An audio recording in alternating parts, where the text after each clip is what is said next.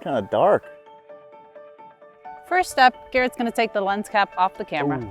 Then he's going to start in the front of the house with 3 to 5 bracketed images. We've got 1,543 square feet of livable space in this beauty. The goal here is to get as far into the corner as possible. They say you gotta get real low for these. There's only so much you can get from the ground. Watch me Top Gun this drone.